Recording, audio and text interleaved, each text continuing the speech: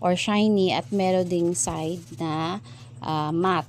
So, maglalagay po tayo ng kulay doon sa side na matte para ma-apply natin yung kulay kasi sa glossy hindi kakapit yung mga kulay. After coloring our shrink plastic, kailangan na nating i-prepare ang ating heat gun. So yes, kailangan po natin ng heat gun. Yan ang gagamitin natin para ma-shrink natin itong shrink plastic.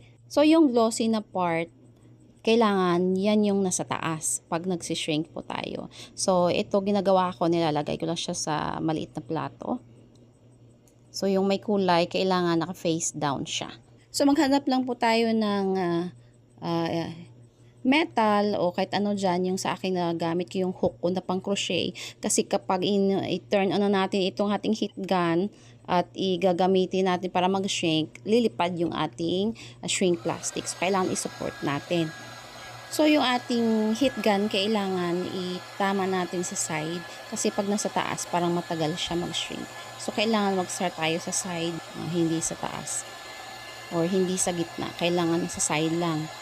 So kung inyo napapansin, yung kulay niya kapag nag-shrink na siya ay nagda-dark yung kulay. So kung gusto niyo ng